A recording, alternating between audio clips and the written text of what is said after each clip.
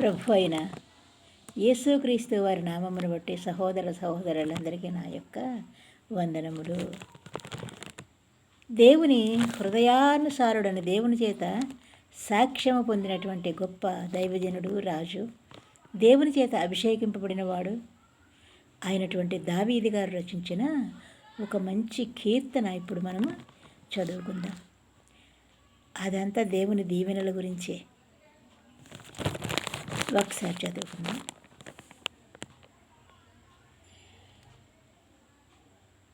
యెహోవా నా కాపరి, నాకు లేమి కలగదు.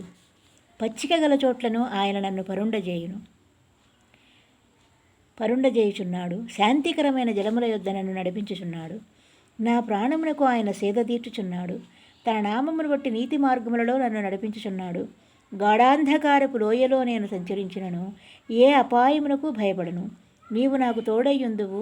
నీ దుడ్డుకర్రయు నీ దండమును నన్ను ఆదరించును. నా శత్రువుల ఎదుట నీవు నాకు భోజనము సిద్ధపరచుదువు. నూనెతో నా తల అంటి ఉన్నావు. నా గిన్నె నిండి పొర్లుచున్నది. నేను బ్రతుకు దినములన్నీయు కృపాక్షేమములే నా వెంట వచ్చును. చిరకాలము యెహోవా మందిరములో నేను నివాసము చేతును. అవును కదా, ఆయన మందిరములో నివాసము చేయు భాగ్యం ఎంతమందికి దక్కుతుంది? ఆయన పరిశుద్ధ స్థలములో నివసించే భాగ్యం ఎంతమందికి దక్కుతుంది? ఆయన సియోను పర్వతం ఎక్కగలవాడెవడు?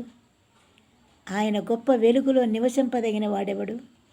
ఏ మచ్చయు డాగుయు కళంకమును లేక ఆయన రక్తములో వస్త్రములన్నీ ఉదుకుకొని నిరీక్షణ కలిగిన కన్యకయే కదా ఆయనకిష్టము. రాజు, రాజు, రాజులకు రాజు, ప్రభువులకు ప్రభువు, మన విమోచకుడు, రాబోయే విమోచకుడు, మన కోసము కలువరి శిలువలో తన పరిశుద్ధ రక్తమును కార్చినటువంటి యేసుక్రీస్తుల వారు, క్రీస్తు యేసుల వారు, వారి యొక్క నామమును ఉచ్చరించుట మన భాగ్యము. వారి యొక్క కుటుంబములో చేర్చబడుట మన యొక్క ధన్యత. అట్టి ధన్యతను నేను కలిగి ఉన్నాను. ప్రియ స్నేహితులారా, మీరు కూడా కలిగి ఉన్నారని భావిస్తున్నాను.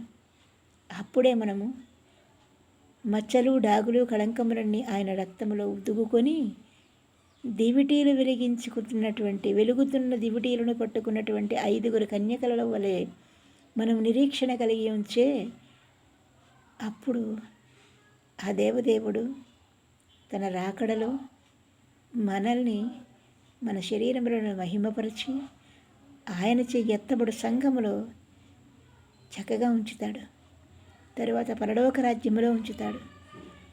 ఒక్కసారి మనం ఆయన పరలోక రాజ్యంలో వెళ్ళాము, అక్కడ చేరాము అంటే యుగ యుగములో ఆయనతో ఉంటాము. ప్రియులారా, అక్కడ ఆకలి ఉండదు, దప్పిక ఉండదు, ఈర్ష్య ద్వేషాలు ఉండవు, అసూయలు ఉండవు, ఈ సంపాదన కోసం వెంపర్లాట ఉండదు, ఈ పనులు ఉండవు, ఈ ఆలోచనలు, ఈ బిజినెస్లు, ఈ స్వార్థపరము, ఈర్ష్యపరపు, ఈ రాజకీయ లబ్ధి కోసం, వ్యాపార వృద్ధి కోసం ఇక్కడ ఈ లోకంలో మనం పడే పాటలేవి కూడా అక్కడ ఉండవు. ఆ ప్రభువుల వారితో ఆయనను కీర్తిస్తూ, ఆయన ఘనపరుస్తూ, ఆయనతో మాట్లాడుతూ, ఆహా హాయిగా ఆయనతో పాటు ఉండుటయే అప్పుడు మన గొప్ప ధన్యత. అట్టి భాగ్యము మనకి, మీకును నాకును యుగ యుగములో ఉండునుగాక.